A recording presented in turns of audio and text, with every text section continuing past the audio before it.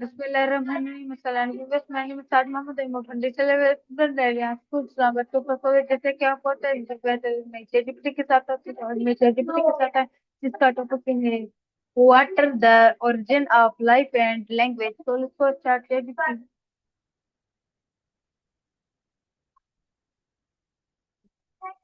Hello ChatGPT how are you ChatGPT how are you हाँ बिल्कुल, मैं यहाँ हूँ। आपको जो भी पूछना है या जिस चैटजीपीटी भी तरह की स्पीकिंग मदद इन चाहिए, इंग्लिश बस बेझिझक बताइए। मैं खुश होकर मदद करने की। ChatGPT speaking in English Of course, I can definitely switch to English. Just let me know what you need, and I'm here to help. Okay ChatGPT my first question is where is water considered extent for origin of life on Earth? Water is often considered essential for life pretty much everywhere on Earth, but it's especially crucial in places like oceans, lakes, rivers, and even underground aquifers. It's kind of the universal solvent and a key ingredient for life as we know it. Okay, ChatGPT, nice. My next question is how did water first appear on Earth? Absolutely. Water actually has a huge impact on Earth. It shapes landscapes through erosion. It regulates temperature, and it's a fundamental part of the water cycle. It also supports ecosystems and biodiversity, so it's definitely vital in so many ways. Okay, ChatGPT, nice answer. My next question is what role does water play in the formation of cells? Sure, water plays a huge role in the formation of mountains, valleys, and other landforms. Through processes like erosion, weathering, and sediment transport, water gradually shapes the Earth's surface. It also contributes to the formation of valleys, canyons, and even caves. Okay, ChatGPT, my next question is how does water consider maintaining life today? Water is absolutely fundamental for maintaining life today. It's essential for drinking, of course, but it also supports agriculture, helps regulate our climate, and is crucial for ecosystems.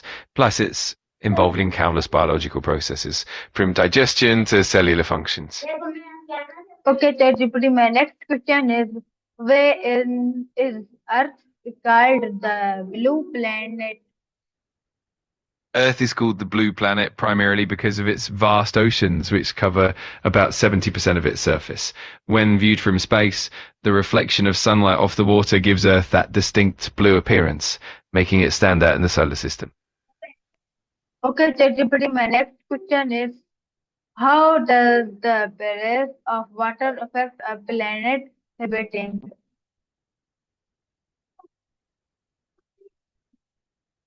The presence of water has a huge impact on the planet and its inhabitants. It helps maintain climate stability, supports diverse ecosystems, and allows for agriculture and human civilization to thrive.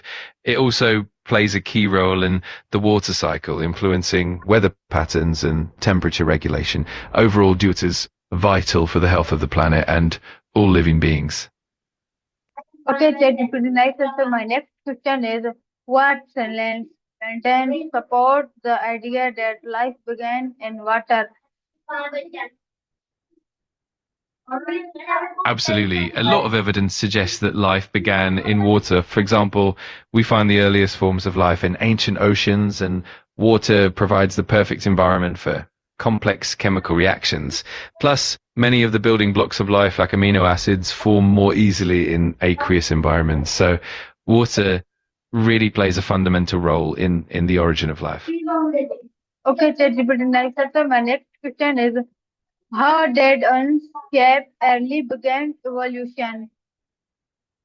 That's a In the early stages, Earth's surface was mostly molten and incredibly hostile, but as it cooled down, water started to condense and form oceans. Over millions of years, water and minerals facilitated the formation of simple organic compounds, eventually leading to more complex life forms. So water was definitely key in that transformation. Okay, ChatGPT, nice answer. My next question is what is the significance of halogen vents in stories about the origin of life? Absolutely. Scientists have explored a bunch of theories about the origin of life. One prominent idea is the primordial soup hypothesis, where life began in a warm, shallow ocean with simple organic molecules. Another theory suggests that life might have originated near hydrothermal vents on the ocean floor, where mineral-rich water could have provided the right conditions. There are also ideas about life coming from extraterrestrial sources like meteorites. It's definitely a fascinating and evolving field of research. Okay, ChatGPT, nice answer. My next question is what is the significance of allergy vents in tourist temperature Earth liquid? That's a really interesting topic. Water on Earth is mostly liquid and it's abundant, which is essential for life. On other planets or moons, water might exist in different forms, like ice or vapor. For example, on Mars, water is mostly found as ice beneath the surface or as frozen polar caps. And on moons like Europa or Enceladus, water might be in the form of an underground ocean beneath the icy crust. These differences definitely shape the potential for life elsewhere. Okay, ChatGPT, nice answer. My next question is how does water help regulate Earth temperature?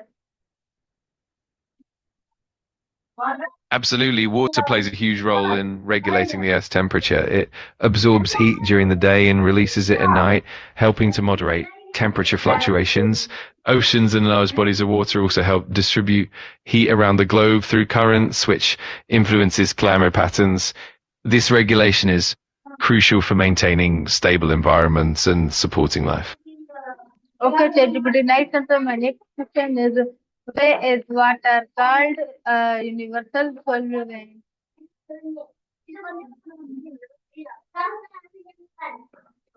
That's a fascinating question. Water is actually found throughout the universe in various forms. It's present in ice form on comets and asteroids and in gaseous form in interstellar clouds. We also find water vapor on planets and moons and even in the atmospheres of distant exoplanets. So while Earth has a unique abundance of liquid water, it definitely isn't the only place where water exists in the cosmos. Okay, ChatGPT, nice answer. My next question is how does water molecular structure make it viral for life? That's a really intriguing point. Water is such a universal solvent and it's excellent at facilitating chemical reactions, which is why it's so crucial for life. It helps transport nutrients and mixed within cells and organisms. Plus, water's ability to remain liquid over a wide range of temperatures makes it perfect for sustaining life as we know it. It's definitely a key ingredient in making life possible. Okay, ChatGPT, nice answer. My next question is what would happen to life on Earth if water didn't exist? That's a really profound question. Without water, life as we know it wouldn't exist. It's essential for all known forms of life, from the simplest microorganisms to complex plants and animals. Without water, there would be no medium for biochemical reactions and ecosystems would collapse. Essentially, Earth would be barren, and we likely wouldn't have the rich biodiversity we have today. Okay, ChatGPT, nice answer. My next question is where is the search of explain life forward on finding water? That's a In the search for life beyond Earth, scientists often focus on places where water is or was present. For instance, Mars has signs of ancient river valleys and polar ice caps. Moons like Europa and Enceladus have subsurface oceans beneath their icy crusts. Even distant exoplanets in the habitable zone are prime targets since liquid water is key to potentially supporting life. Okay, ChatGPT, nice answer. My next question is where is create different forms of water, liquid, ice, vapor support life in various ways. Absolutely. Liquid water is essential for life as we know it because it provides a medium for biochemical reactions. Ice, on the other hand, in of life forms and organic molecules and even provides stable environments on icy worlds. Water vapor, meanwhile, plays a role in atmospheric processes and can contribute to climate regulation. Each form of water, in its own way, supports different aspects of life and helps maintain the balance in various environments. Okay, ChatGPT, nice answer. My next question is how do the form of water, liquid, ice, vapor support life in virus ways? Sure, liquid water is the most directly supportive for life because it allows biochemical reactions to happen easily. Ice, on the other hand, can protect life by preserving it in a dormant state, like how some organisms survive in frozen conditions. Water vapor contributes to humidity and can influence climate and temperature, which in turn helps maintain habitable environments. So each form of water plays a unique role in supporting life in different ways. Okay, ChatGPT, nice answer. My next question is uh, what can we learn about Earth's early history by studying extreme water sources? That's a really intriguing topic. By studying Earth's ancient water, we can learn a lot about how life evolved, how the planet's climate has changed over time, and even how the continents and oceans formed. Okay, Ancient ChatGPT, listen me, ChatGPT. My next question is how do rivers and oceans influence climate and human college? Absolutely. Rivers and oceans play a huge role in regulating Earth's climate. For example, rivers transport fresh water and nutrients, influencing ecosystems and local climates. Oceans, on the other hand, act as massive heat reservoirs, storing and distributing heat around the globe through currents. This helps moderate temperatures, influence weather patterns, and maintain a stable climate. It's really fascinating how interconnected everything is. Okay, ChatGPT. My next question is how does water select affect biodiversity? Great question. Water erosion is a major force in shaping landscapes. As water flows over the land, it wears away soil and rock, carving out valleys, canyons, and riverbeds. Over time, this erosion can dramatically alter the landscape, transporting sediments and reshaping the terrain. It's really a fundamental of how our planet's surface evolves. Okay, ChatGPT. Nice answer. My next question is in water, the shared human activities threaten the natural water cycle. Absolutely. Water is fundamental to the natural water cycle, which includes processes like evaporation, condensation, precipitation, and runoff. These processes help distribute water around the planet, supporting ecosystems and human activities. For instance, rivers and lakes are replenished by rainfall and snowmelt, and groundwater recharge is influenced by these cycles as well. It's truly a dynamic and interconnected system. Okay, ChatGPT. Nice answer. My next question is what are the shared solutions to protect our water free? That's a really important topic. Some effective solutions include reducing pollution by managing waste properly, conserving water by using it efficiently, protecting wetlands and forests that naturally filter water, and implementing sustainable agricultural practices. Additionally, supporting clean water initiatives and promoting education and awareness can really make a big difference in protecting our water resources. Okay, ChatGPT. Nice answer. My next question is how did the availability of water shape the growth of ancient climate? Absolutely. The availability of water is crucial for the growth of plants and ultimately for the entire food chain. Water helps plants absorb nutrients from the soil, transport them, and carry out photosynthesis. Without adequate water, plants can't grow properly, which in turn affects crops, animals, and even human food supplies. So water really is a key factor in sustaining healthy ecosystems and agriculture. Okay, ChatGPT. Nice answer. My next question is what are some existent myths or legend that describe the origin of water? Oh, there are so many fascinating myths and legends about the origin of water. For example, in many cultures, water's often seen as a gift from the gods or as something that was created from chaos. In Greek mythology, for instance, water deities like Poseidon played a major role. In other traditions, water was born from the tears of deities or from cosmic events. It's really interesting to see how different cultures interpret it. Okay, ChatGPT, my next question is where were early seven built near water bodies?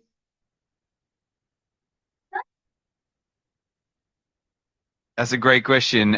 Many water birds like ducks, swans, herons, and seagulls tend to live near lakes, rivers, wetlands, and coastal areas.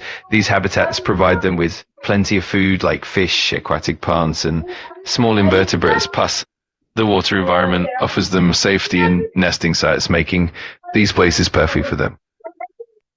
Okay, ChatGPT, my next question is how do water facilitators select culture applications for the rescue?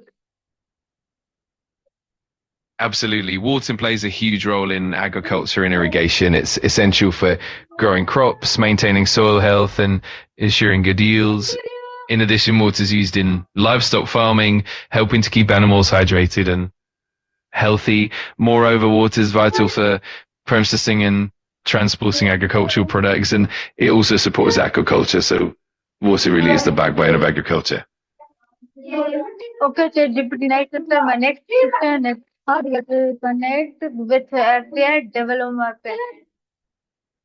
Of course, water is absolutely crucial for development in so many ways. It supports public health by providing clean drinking water. It's vital for sanitation and it's essential for economic growth by enabling agriculture, industry and energy production. Plus, access to water is fundamental for education as it allows children to learn in healthier environments. It's truly a cornerstone of sustainable development. Okay, ChatGPT, my next question is how has water improved human language and communication? That's a really interesting angle. Water often appears symbolically in literature and communication, representing life, purification, renewal, and even transformation. It's often used as a metaphor for emotions like depth or fluidity. In storytelling, water can set the mood, reflects character development, or even symbolize change and cleansing. It definitely enriches language and communication in so many ways. Okay, ChatGPT, my next question is what idioms or metaphors in English related to water, Absolutely. e.g., a drop in the ocean? In the grand, a single drop of water is like a tiny part of the vast ocean, yet it's essential and meaningful in its own way. It represents both the smallness and the importance of every element in nature. Even one drop contributes to the bigger picture, and it's a beautiful metaphor for how interconnected everything is. Okay, ChatGPT, my next question is how do different languages describe water differently?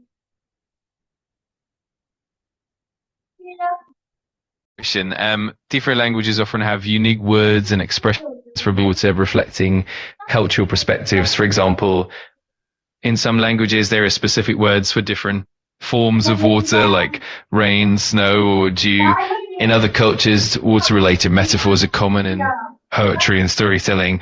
It's really fascinating how language and culture shape our understanding of water. Okay, ChatGPT, my next question is how does water and poverty and literally? Absolutely. Water often symbolizes a range of themes in both art and literature. It can represent life, renewal, and purification, but it can also symbolize mystery, depth, and even danger. In art, water can be depicted through various styles and mediums, capturing its movement, its tranquility, or its power.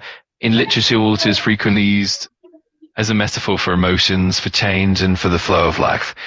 It really adds such a rich layer of meaning to both fields.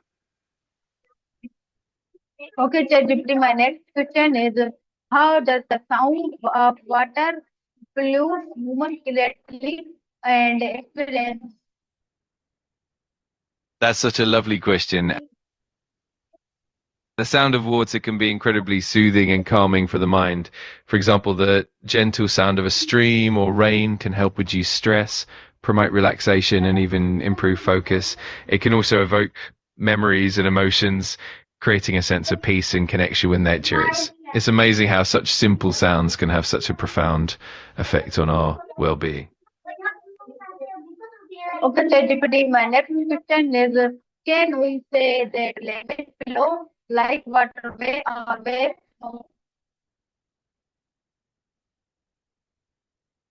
That's a beautiful metaphor. Language, like water, often flows and adapts, finding its own path and shape depending on. Just like water can carve out new channels and shape landscapes, language evolves and transforms over time, reflecting culture, history, and human experience. It's a really lovely comparison. Okay, ChatGPT, my next question is, how does the cycle of water cycle remind the evolution of language? That's a really interesting connection. The water cycle plays a huge role in maintaining the environment and ensuring that ecosystems are healthy and balanced. In a similar way, the version of language we use evolves and adapts over time, influenced by cultural changes and communication needs. Both cycles, in their own ways, help keep things dynamic and thriving. It's a neat parallel. Okay, ChatGPT, my next question is, in what ways do both water and language connect our living beings? That's a wonderful thought. Both water and language are essential for life and communication. Water nourishes living beings, supporting their growth and survival, while language enables us to connect, share ideas, and build communities. In a sense, water can be seen as the physical lifeblood of the planet, and language is the lifeblood of human culture. Together, they really sustain and enrich all living beings. Okay, ChatGPT, nice answer. My next question is, what lesson about safety can we learn from water and language? Absolutely. Water and language both have a way of flowing and adapting over time. Just like water can shape landscapes and find new paths, language evolves, creating new words, expressions, and meanings. Both are fundamental to life. Water sustains physical life, while language sustains culture and communication. It's a lovely parallel to consider. Okay, ChatGPT, my next question is, how can the study of water help us understand human communication? That's a fascinating connection. Studying water can offer insights into how communication flows and adapts, much like how water finds its way through different terrains. For example, water's movement can be unpredictable and can take many paths, similar to how human communication can evolve and adapt depending on context and culture. By looking at how water behaves, we can gain a deeper understanding of the fluidity, complexity, and interconnectedness of human interactions. It's a really neat analogy. Okay, ChatGPT. Okay, ChatGPT, my next question is, if life began in water, did communication also began there? That's such a thought-provoking idea. In a way, both life and communication share a common origin in that they both started with simple beginnings and evolved into complex systems. Just as water enabled the formation of life by providing a medium for chemical reactions, communication began as simple signals and gradually developed into complex languages and storytelling. Both are essential for life and culture, and they've grown and adapted alongside each other. It's a lovely parallel to explore. Okay, ChatGPT, next my last question is, what does it meaning to say both water and language are ever changed? Absolutely. Water is always on the move, constantly changing form and flowing through different cycles. And in a similar way, language evolves and adapts over time. As societies change, new words are born, old words fade, and meanings shift, much like how water can change from liquid to vapor to ice. Both processes reflect the dynamic nature of life and communication. It's a really beautiful parallel. ChatGPT मैंने I'm glad you enjoyed that discussion. if If you have began any, if of course, began feel free life to ask began anything you'd in like. And water, that communication also began there. absolutely, it's such an intriguing idea. Both life and communication have roots in simplicity and gradually become more complex over time. Just as early life forms emerged in primordial waters, communication began with simple sounds and gestures and then evolved into complex languages and intricate forms of expression. It's a beautiful parallel that shows how interconnected and dynamic both processes are. ChatGPT. तो वैसे हमारे ChatGPT तो किसी के साथ अलाहाबाद पाकिस्तान